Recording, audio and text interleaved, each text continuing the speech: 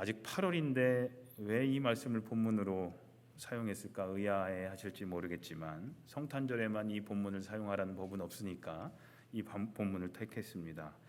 예수님 탄생 가운데 일어난 기적 중에 가장 큰 기적은 아마 처녀가 아이를 낳았다라는 이야기일 겁니다. 처녀가 아이를 낳았다. 여러분들 믿겨지십니까? 믿겨지십니까? 안 믿겨지십니까? 믿어야 되잖아요. 안 믿겨지세요? 네. 인간적으로 또 상식적으로 생각해 보면요, 도무지 이해가 되지 않는 이야기입니다. 그렇죠? 그리고 있을 법도 없는 이야기입니다. 하지만 인간의 생각이 아니라 하나님의 편에서 생각해 본다면 얼마든지 가능한 사실이라는 겁니다. 우리는 이것을 기적이라고 말합니다. 우리 생각으로는 도저히 안 될 것 같고 불가능할 것 같은 일인데 하나님의 편에서 바라본다면 충분히 가능한 일, 그것을 우리는 기적이라고 합니다. 예수님의 부모였던 요셉과 마리아는 이러한 놀라운 기적을 체험한 사람들이었습니다. 성경은 그들이 이러한 기적을 체험하고 가장 복된 사람이 된 것은 그들이 말씀에 순종했기 때문이라고 증거를 합니다. 누가복음 1장 30절에서 32절에 보면요, 천사 가브리엘이 마리아에게 나타나서 이렇게 말합니다. 두려워하지 말아라 마리아야, 너는 하나님의 은혜를 입었다. 봐라, 네가 잉태하여 아들을 낳을 것이니 너는 그의 이름을 예수라고 하여라. 그는 위대하게 되고 가장 높으신 분의 아들이라고 불릴 것이다. 이 말에 놀란 마리아가 천사에게 말합니다. 나는 남자를 알지 못하는데 어떻게 그런 일이 있겠습니까? 그러자 천사가 대답합니다. 성령이 내게 임하시고 가장 높으신 분의 능력이 너를 감싸줄 것이다. 그러므로 태어날 아기는 거룩한 분이요 하나님의 아들이라고 불릴 것이다. 봐라, 네 친척 엘리사벳도 늙어서 임신하였다. 임신하지 못하는 여자라고 소문이 났지만 그는 임신한 지 벌써 6달이 되었다. 하나님께는 불가능한 일이 없다라고 말합니다. 솔직히 인간적으로 보면 마리아 자신이 이 엄청난 일들을 받아들일 이유나 받아들일 필요는 전혀 없었습니다. 안 됩니다, 싫습니다 해도 됐을 겁니다. 하지만 이 천사의 이 말을 들은 마리아는 주저하지 않고 즉각적으로 이렇게 그 말씀에 순종하여 대답합니다. 보십시오, 나는 주의 여종입니다. 말씀대로 나에게서 이루어지기를 바랍니다. 말씀대로 나에게서 이루어지기를 바랍니다. 무슨 얘기예요? 이 말은요, 자신이 비록 처녀의 몸이지만 남자를 가까이 하지 않은 몸이지만 내가 아기를 낳겠습니다 라는 결단이었습니다. 결국 마리아는 순종함으로 하나님의 기적을 자신의 몸으로 체험합니다. 그리고 모든 세대의 사람들로부터 가장 행복한 여인이라고 칭송받게 됩니다. 마리아와 약혼했던 요셉도 마찬가지입니다. 오늘 본문이 요셉의 이야기죠. 자기의 약혼 여인 마리아가 임신한 사실을 알게 된 요셉은 마리아와 조용히 파혼하려고 했습니다. 그러나 천사는 꿈에 요셉에게 나타나서 이렇게 얘기를 합니다. 다윗의 자손 요셉아, 두려워하지 말고 마리아를 네 아내로 맞아들여라. 그 몸에 잉태된 아기는 성령으로 말미암은 것이다. 마리아가 아들을 낳을 것이니 너는 그의 이름을 예수라고 해라. 그가 자기 백성을 그들의 죄에서 구원할 것이다. 성령으로 잉태되었다. 요셉도 이 말이 상식적으로 이해가 잘 되지 않았을 겁니다. 성령으로 잉태되었다라고 하면 누가 믿겠습니까?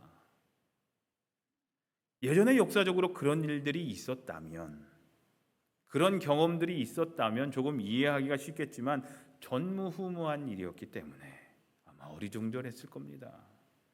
그리고 인간적으로 본다면 요셉도 자신과 관계없는 아기를 임신한 마리아를 아내로 받아들일 이유나 받아들일 필요는 전혀 없었다라는 사실입니다. 안 됩니다, 싫습니다 해도 됐을 겁니다.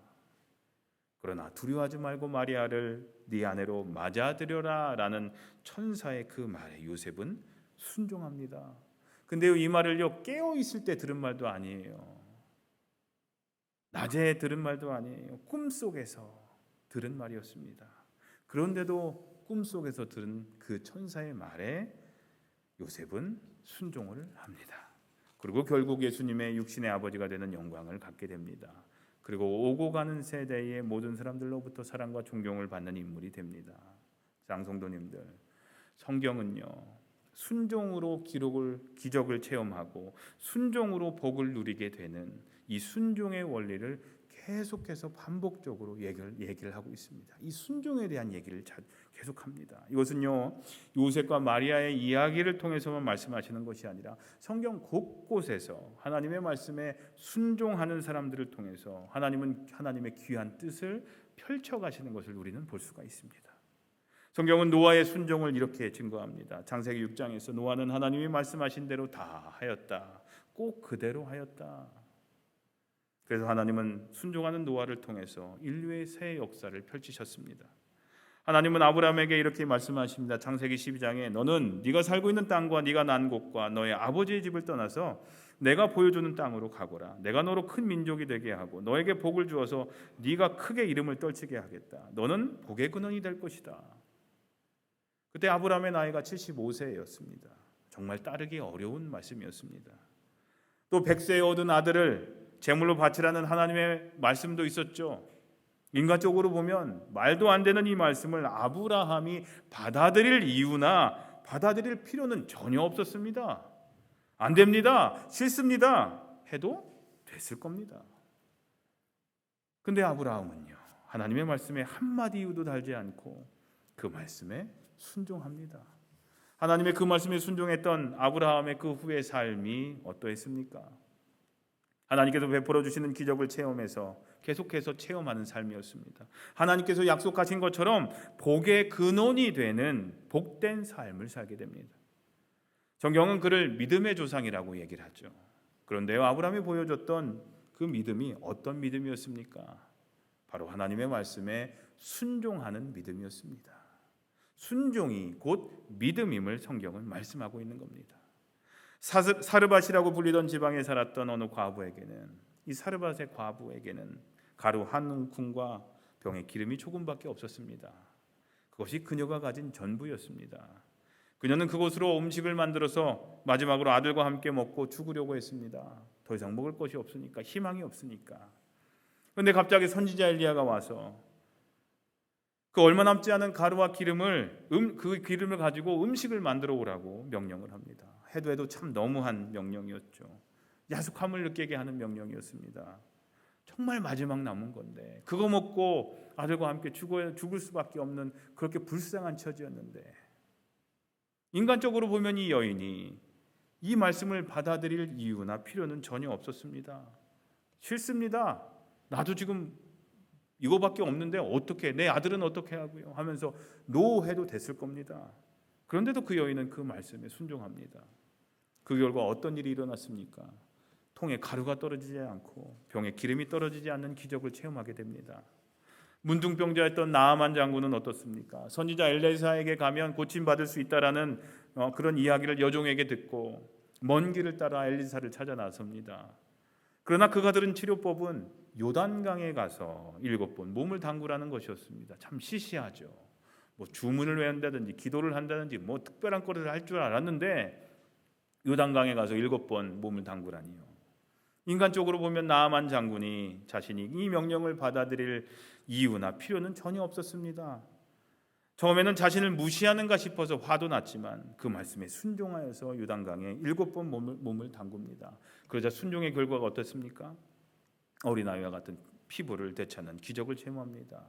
바로 순종이 기적을 낳았던 겁니다. 이스라엘 백성들은 넘실거리는 요단강에 발을 디디라는 하나님의 말씀에 순종하자 어떻게 됐습니까? 요단강이 갈라지는 기적을 경험합니다.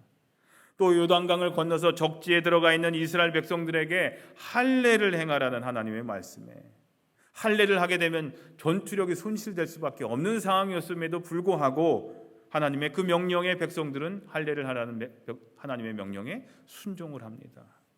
그리고 순종의 결과로 여리고성을 함락시키는 기적을 경험합니다. 예수님께서 행하신 기적이 언제 일어났습니까? 예수님의 그 말씀에 순종할 때에 그 모든 기적들이 일어났습니다.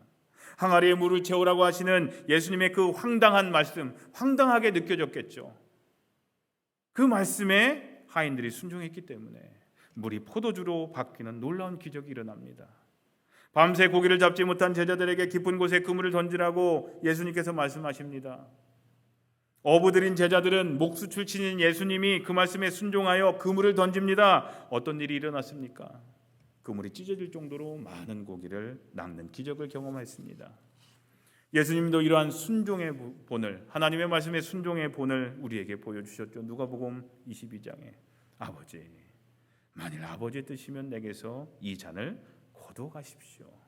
그러나 내 뜻대로 되게 하지 마시고 아버지의 뜻대로 되게 하십시오 라고 하나님의 말씀에 순종하겠습니다 라고 기도하셨습니다. 영원히 죽을 수밖에 없는 우리를 구원하시려는 이 하나님의 놀라우신 계획은 바로 어머니 마리아와 아버지 요셉의 그 순종으로부터 시작해서 마지막 예수님의 십자가에서의 순종을 통해 구체적으로 이루어졌던 겁니다. 저와 여러분들의 구원의 역사는 바로 이런 순종의 결과라는 겁니다. 하나님의 역사는 항상 하나님의 말씀에 순종하는 사람들과 함께 하셨습니다. 오늘 사는 우리에게도 순종이라는 말 어떠세요? 약간 거부감이 드는 말이기도 합니다. 에베소서 5장에 이런 말씀이 있죠. 아내이신 여러분, 주님께 순종하는 것 같이 남편에게 순종하십시오.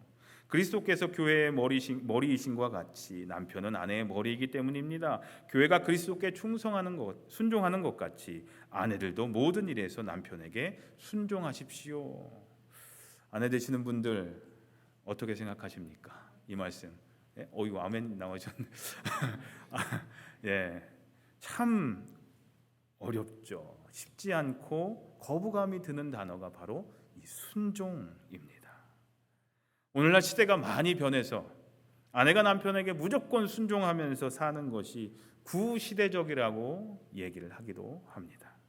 아마 제가 결혼 때 이 설교의 본문을 앞으로 결혼이 우리 교회에서 9월 달에 한번 이제 우리 교회 성도님들 관련돼서 9월에 한 번, 10월에 2번 있는데 아마 제가 만약에 이 순종에 대한 걸 해서 그 신부들에게 남편에게 순종하시라고 이렇게 설교를 하면 아마 신부들 싫어할 거예요. 남편들은 은근히 좋아할지 모르겠지만 싫어할 겁니다. 여성들의 지위가 옛날하고 달라졌기 때문에 우리 어르신들의 어르신 때는 뭐 그렇게 순종하면서 아무 말씀 못 하시면서 하셨지만 지금은 그런 시대가 아니잖아요.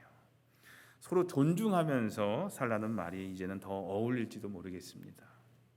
그런데요, 많은 세월이 지났어도 변하지 않는 것이 있습니다. 그것은 바로 하나님과 우리 인간과의 관계, 이것만큼은 절대 세월이 지나도 변하지 않습니다. 아무리 인간들의 지식이 발달했고 달나라에 가고 화성에 우주선을 쏘아보내고 과학과 현대 문명이 발달했어도 인간은 여전히 시간과 공간의 제약을 받는 유한적인 존재이고 하나님의 도움 없이는 단 한순간도 살 수 없는 연약한 존재들입니다. 하나님은 여전히 우리의 창조주가 되시고 우리는 여전히 그분의 피조물들입니다. 그러므로 우리 인간들이 하나님께 순종해야 한다는 것은 오늘날에도 전혀 어색한 표현이 아니라는 겁니다. 당연히 해야 할 것이 바로 이 순종이라는 겁니다. 그렇게 피조물인 인간은 창조주시며 우리의 삶과 죽음, 화를 당하고 복을 받는 것 등 그것을 생사화복이라고 하죠. 이 생사화복을 주관하고 계신 하나님께 우리는 무조건 순종해야 할 줄로 믿습니다. 아멘이시죠? 이것은 아브라함 시대나 지금 시대나 동일하게 적용되는 하나님의 명령인 것입니다. 자녀를 키울 때 어떤 자녀에게 더 사랑이 가고 더 주고 싶은 마음이 생기십니까? 어떤 부모세요? 바로 부모 말씀에 잘 순종하는 자녀일 겁니다. 우리를 향한 하나님의 마음도 마찬가지이심을 기억하시길 바랍니다. 하나님은 하나님의 말씀에 순종하는 자를 기뻐하시고 그 말씀에 순종하는 자에게 복을 주시며 그 말씀에 순종하는 자를 통하여 하나님의 귀한 뜻을 펼치신다는 것입니다. 이것이 세월이 흘러도 변하지 않는 성경의 원리임을 꼭 기억하셨으면 좋겠습니다. 말씀에 순종하는 것에 대해서 또 하나 우리가 알아야 될 것이 있습니다. 그것은요, 하나님의 큰 명령에만 순종하는 것이 아니라는 겁니다. 우리는 순종하면 큰 엄청난 일에만 순종해야 된다고 생각할지도 모릅니다. 현재 내 믿음 가지고는 감당하기 어려운 벅찬 말씀에 순종하는 것만을 순종이라고 생각해서는 절대 안 됩니다. 예를 들어서요, 예수님께서 부자 청년에게 뭐라고 얘기했습니까? 가진 모든 소유를 팔아서 가난한 사람들에게 나눠줘라 말씀하신 적이 있었습니다. 우리는 순종을 생각할 때 그러한 상황만을 떠올리기가 쉽습니다. 그러나 하나님께서 우리에게 순종을 요구하시는 상황은 항상 그렇게 벅차고 부담스러운 것만 있는 것은 아닙니다. 부자 청년에게 요구했듯이 가진 재산을 다 정리하라든지, 아브라함에게 요구했듯이 외아들 이삭을 죽여서 제물로 바치라는 등의 그러한 말씀만이 우리에게 주어지는 것은 아닙니다. 우리가 감당하기 어려운 말씀만을, 명령만을 우리에게 하시는 것이 아니라는 겁니다. 날마다 순간마다 우리에게 요구하시는 하나님의 말씀은요, 우리가 순종하려는 마음만 가지고 있다면 얼마든지 순종할 수 있는 작은 일들입니다. 우리 매일의 삶 속에서 아무리 작은 일일지라도 선과 악을 선택해야 하는 상황을 만날 때마다 이 길로 가야 될까 저 길로 가야 할까, 이 결정을 따라야 될까 저 결정을 따라야 할까 하는 그런 갈림길들마다 우리는 사탄의 꼬임에 넘어가는 것이 아니라, 세상의 물결에 그렇게 흘러가는 것이 아니라 하나님의 말씀을 기준으로 삼아 하나님 말씀에 순종하여 그 말씀을 따라 그 선을 행하고 하나님이 원하시는 그 좁은 길을 선택하는 결단이 우리 삶 속에 꼭 필요한 것입니다. 하나님 말씀에 순종하고 싶은데 하나님께서 직접 나에게, 우리에게 말씀하지 않아서 못하겠다고 생각하는 분이 혹시 계십니까? 하나님 말씀 순종할 거예요. 그런데 하나님이 나에게 어떤 말씀도 주지 않으세요. 아브라함에게 들렸던 하나님의 음성, 모세에게 명령하셨던 하나님의 음성, 엘리야에게 들렸던 하나님의 음성이 나에게만 들리기만 하면 나는 그냥 무조건 순종할 수 있다고 생각하시는 분이 계십니까? 그래서 그런 음성 들리기만 기다리시는 분이 혹시 계십니까? 그러나 우리가 순종해야 할 하나님의 말씀은 대부분 이 말씀 속에, 이 성경책을 통해서, 성경을 통해서 이미 계시해 주셨고 우리에게 주셨다는 사실입니다. 우리는 그것을 기억해야 됩니다. 하나님은 우리가 무슨 일을 하려고 할 때마다 일일이 세세하게 무엇을 하라고, 무엇을 하지 말라고 명령하시지 않을 때가 있습니다. 어떤 때는 명령하실 때도 있습니다. 그 하나님의 세미한 음성에 우린 귀 기울여서 그 말씀 따라 살아야 됩니다. 그런데 어떤 때는요, 일일이 다 말씀하지 않으실 때도 있습니다. 왜요? 그러한 명령은 이미 이 말씀을 통해, 성경 말씀을 통해 이미 다 우리에게 주셨기 때문입니다. 그러므로 참된 순종이란 이미 우리에게 주어진 하나님의 말씀, 이 성경 말씀에 대한 순종임을 알아야 됩니다. 목사 말이 아니라 바로 이 하나님의 말씀이요, 이 하나님의 말씀에 순종하는 삶을 살아야 됩니다. 그래서 말씀도 읽고요, 말씀도 공부해야 하지만 더 중요한 것이 있습니다. 더 중요한 것은 바로 여러분들이 이미 알고 있으신 말씀 한 말씀이라도 삶 속에 실천하는 순종입니다. 말씀을 몰라 문제가 아닙니다. 오늘도 뭐 성경 공부하시라고 하고 광고했지만 여러분들 말씀을 몰라서 문제가 아니에요. 그게 뭐가 문제예요? 안 지키는 것이 문제죠. 여러분 정말로 말씀을 몰라서 말씀대로 못 사시는 거예요? 아니잖아요. 말씀을 알고 있어요. 조금이라도. 그걸 안 지켜서 문제입니다. 그게 문제입니다. 순종 안 하는 것이 문제예요. 말씀을 몰라서 문제가 되는 것은 아닙니다. 하나님의 명령에 순종하지 않았던 사울왕에게 사무엘은 이렇게 얘기를 합니다. 사무엘상 15장에 왕이시여, 주께서 어느 것을 더 좋아하시겠습니까?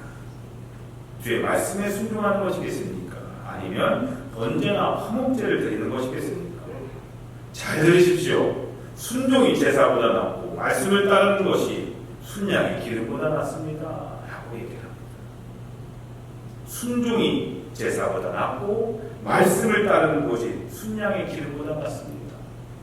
이 말씀은요, 오늘날로 표현하자면 하나님께서는 주일날 드리는 단 한 번의 아름답고 멋있는 예배만을 기뻐하시는 것이 아니라, 물론 이 시간도 기뻐하시고 영광 받으시지만 이 시간만 기뻐하시는 것이 아니라 바로 예배 후 이 자리를 떠나서 다음 주 다시 이 예배의 자리에 다시 올 때까지 그 삶 속에서, 여러분의 삶의 자리에서 하나님의 말씀에 순종하고 살았던 우리들의 삶에 하나님의 더 많은 관심을 두고 계신다라는 말씀입니다.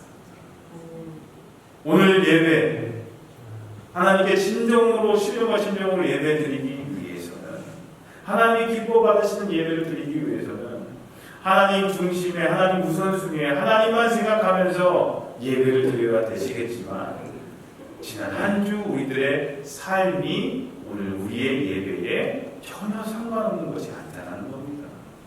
어떻게 살았느냐, 어떤 삶을 살았느냐를 가지고 이 자리에 나와 하나님께 예배를 통해 올려드려야 된다는 겁니다.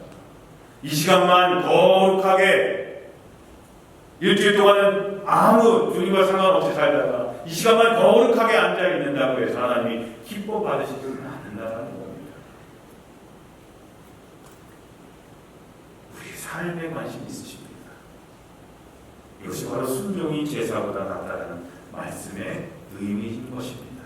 사랑하는 성도님들, 하나님은요, 하나님의 말씀에 순종하는 자들을 좋아하시고 그들을 사용하십니다. 그리고 그들을 복의 길로 인도하십니다. 이미 말씀 속에 그런 순종의 삶을 살았던 사람이 어떤 삶을 살았고 어떤 결과를 얻었는지 수도 없이 남아있습니다. 그 말씀에 순종했더니 수많은 신앙의 선배들에게 일어났던 하나님의 놀라우신 기적과 은혜의 복이 그 말씀에 순종했더니 나의 삶에도 일어나게 됐다라고 하는 고백이 우리 대단히 온 성도님들의 삶을 통해서 증거되고 고백되기를 주님의 이름으로 간절히 소원하며 기도합니다. 만물이 바라기는 하나님의 말씀에 순종함을 통해서 여러분들의 매일매일의 삶 속에 하나님께서 베풀어 주시는 놀라운 기적과 은총과 복이 오늘 우리 삶 가운데 충만하시기를 예수님의 이름으로 기도합니다. 기도하겠습니다. 하나님, 저희 삶 가운데 하나님의 말씀에 대한 순종이 얼마나 있었는지요. 순종이 제사보다 낫다는 말씀을 그저 문자적으로만 알고 있지는 않았는지요. 하나님, 이 시간 저희의 삶을 되돌아보며 하나님의 말씀에 불순종했던 모든 삶의 모습들을 저희를 회개하게 해 주시옵소서.